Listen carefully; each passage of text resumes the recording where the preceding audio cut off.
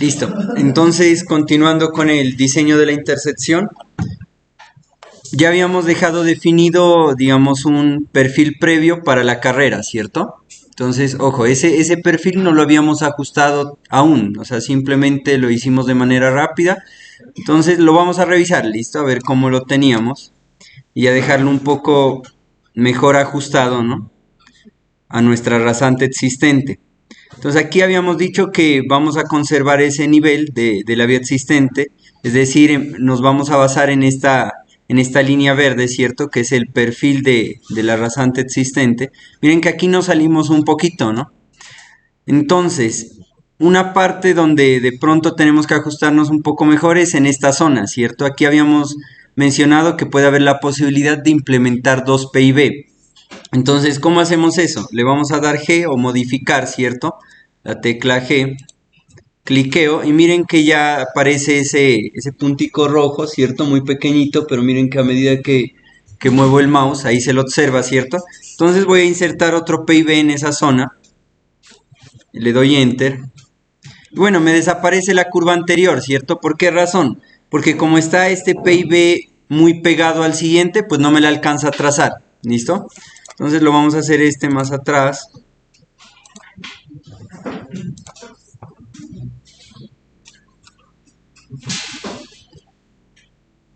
Y este de acá lo vamos a adelantar un poco, ¿cierto? Pero miremos cómo nos va. Tratamos de dejarlo lo más posible, bueno.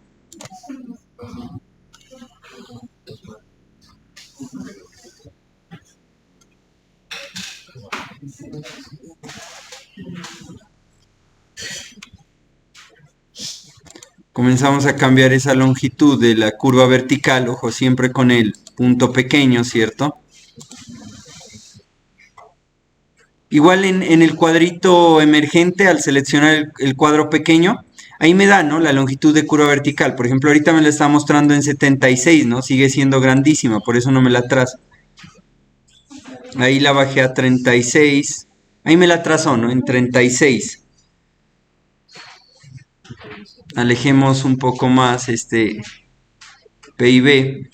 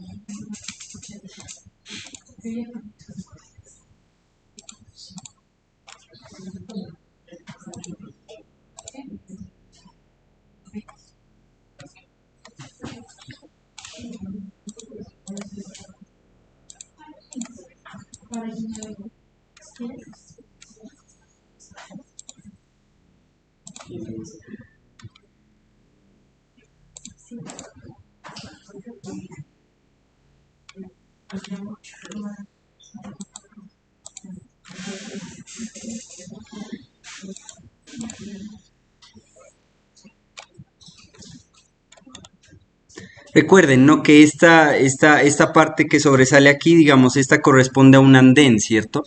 Entonces miren que la rasante de la vía a la cual me tengo que ajustar es esta línea que observamos aquí. Entonces por eso es que me estoy bajando un poquito más, ¿cierto? A ver, miremos si ahí.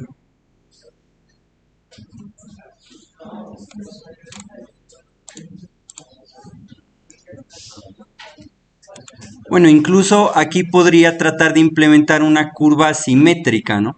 Una curva vertical asimétrica. Ojo, tenemos longitud ahí de 26, ¿cierto? Es decir, tenemos 13 hacia acá y 13 hacia el otro lado. Entonces, si yo voy aquí al diseño en perfil, podría ser que acá le dé, no sé, unos 18 metros. A ver si se me ajusta mejor. Ahí la hice asimétrica. Entonces miren que ya me aparece L de entrada, ¿cierto? 13 metros y L de salida 18 metros. ¿Listo? Y ahí puedo irla ajustando un poquito mejor, ¿cierto?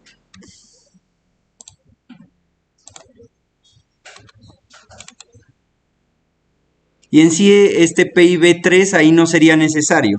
A ver, miremoslo, ¿no? Ya corriéndola, si lo suprimo, digamos que ese no sería necesario, ¿cierto? Más bien, solo con este PIB 1 podríamos tratar de cuadrar lo más posible esta zona. Listo, digamos que por ahora la vamos a dejar ahí. De pronto, a ver, voy a bajar un poco más voy a subir voy a disminuir la longitud de curva vertical. Listo, esta me quedó prácticamente ajustada, ¿no? Prácticamente ajustada, serán unos milímetros de diferencia nomás, ¿listo? A ver, voy.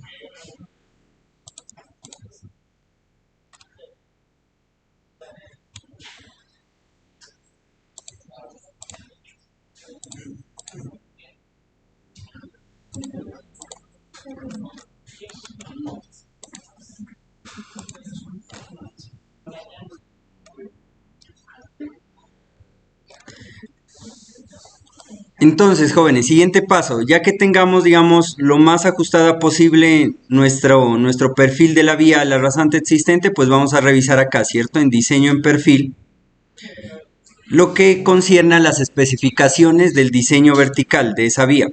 Entonces miren que aquí pues me dice longitudes mínimas y máximas estoy cumpliendo, ¿cierto? El K mínimo, el K máximo lo estoy cumpliendo. ¿Qué me dice? Para la curva número 1 no estoy cumpliendo la longitud de tangente vertical. Mire que me dice que es de 43,5 metros y debería ser 60 metros. ¿Listo? Es decir, no estoy cumpliendo prácticamente por 16,5 metros, ¿cierto? 16,5 metros. Entonces, miremos.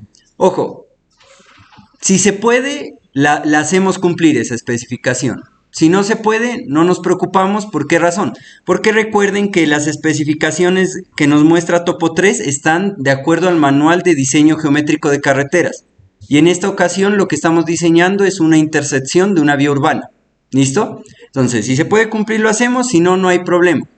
¿Por qué es difícil cumplir en vías urbanas a veces la longitud mínima de tangente vertical? Ojo, en las vías urbanas por lo general tenemos cuadras de 50, 60 metros, ¿no? Incluso podemos tener cuadras de menos de 50 metros. Pueden haber manzanas con lados de 40 metros.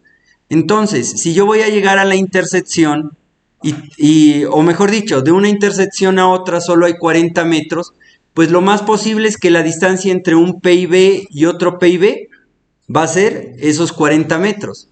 ¿Sí? ¿Sí me hago entender? Así las cosas, jóvenes, difícilmente cumpliremos, por ejemplo, con estos 60 metros, ¿no? No recuerdo qué velocidad fue que le colocamos a esta intersección, pero si no estoy mal es 30 kilómetros hora, ¿cierto? Imagínense, de acuerdo a esa velocidad, pues la longitud mínima de la tangente vertical es 60 metros. Y si tenemos una manzana de menos de 60 metros, pues no vamos a cumplir ni a bala en ese caso. ¿Listo?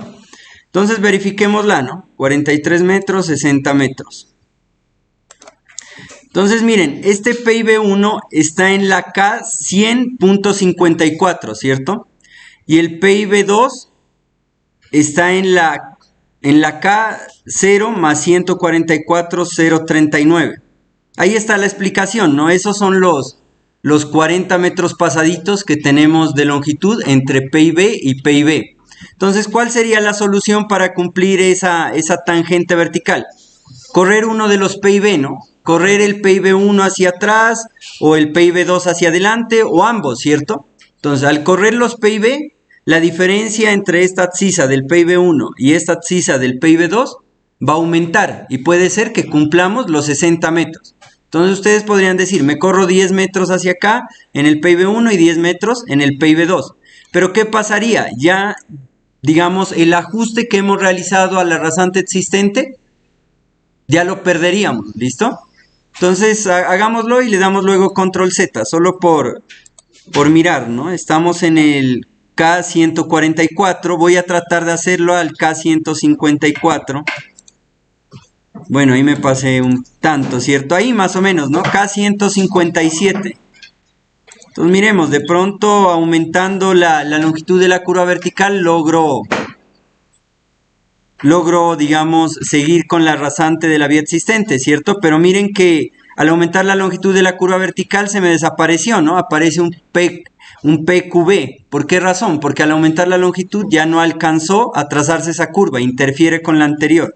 Miremos, reduzcámosla un poquito. Ahí está en 36 metros, ahí en 44, ahí en 58, 66, 76 metros longitud de curva vertical. Pero miren que igual, ¿no? Aquí ya, por ejemplo, ya genero un corte, ¿no? Respecto a la rasante existente. Igual aquí genero un relleno, ¿no? O sea, el ajuste que teníamos casi perfecto en base a la rasante existente lo estamos perdiendo en este caso. ¿Listo? Entonces, ahí de pronto ya cumplimos con la distancia de la tangente vertical, pero miren que ya perdemos, digamos, la precisión en cuanto a regirnos a la rasante existente. 100,545, 157, todavía no cumplimos, ¿no? Son 57 metros casi de tangente vertical. Entonces vamos a observar que aún no cumplimos, miren. Entonces me dice la 2, ¿no? 55 menor a 60. Y el 1 tampoco está cumpliendo, ¿no? 57 menor a 60. Ahora el 1 tampoco nos cumple, miren. No nos cumple ahora ni el 1 ni el 2. ¿Listo? ¿Por qué ya no nos cumple el 2? Miren que la tangente vertical 2 partiría, ¿no? Del PIB 2 hacia el final, ¿no? Si esta está en 157 y acá tenemos 213, ¿cuánto tendremos de diferencia? Serían 43 a 253 metros, ¿no? Aproximadamente, ¿no? Sin tener en cuenta estos decimales. Entonces miren que ahora menos, o digamos, estamos cerca de cumplir la tangente vertical 1, pero ya no cumplimos la 2. ¿Listo? Entonces miran que en vías urbanas eso va a ser complejo, ¿no? ¿Por qué razón? Por lo general en las vías urbanas los PIB se van a generar en las zonas de las intersecciones. Y si tenemos intersecciones cada 40, 50 metros, difícilmente vamos a cumplir con la tangente vertical exigida, digamos, para velocidades de 30, 40, 50 kilómetros hora. ¿Sí? Entonces lo vamos a dejar como estaba, ¿no? Control Z, control Z.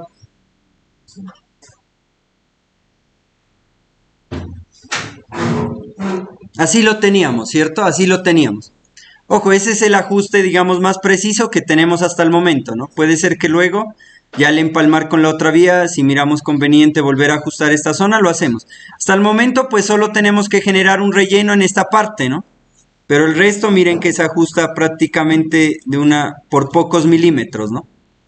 Con el nivel existente. ¿Por qué es conveniente en las vías urbanas diseñar el perfil en base a la rasante existente? Porque, ojo, por lo general, en las vías urbanas vamos a tener al lado y lado de la vía, vamos a tener viviendas, ¿cierto? Entonces, si usted, digamos, diseña su rasante encima del nivel de la rasante existente, puede ser que alguna casa ya le quede enterrada, ¿sí me hago entender? O digamos, el andén de una casa si tenía los 20 centímetros, ¿no? Y yo subo mi rasante unos 40 centímetros, Ya mi vía nueva va a quedar 20 centímetros encima del andén que teníamos, ¿sí? ¿Sí queda claro esa parte? Entonces tenemos que O sea, por lo general, en vías urbanas nos basamos en los niveles de la rasante existente. O sea, no nos subimos porque enterramos digamos, quedamos por encima del nivel de las viviendas. Y si nos vamos por debajo de la rasante existente, pues también, ¿no? De pronto queda digamos, el acceso a las viviendas más arriba del que se tenía antes. Sí, o sea, la idea es no enterrar, que las viviendas no nos queden ni enterradas, ni muy arriba de nuestro nuevo nivel de rasante. ¿Sí? Esa es la idea, jóvenes.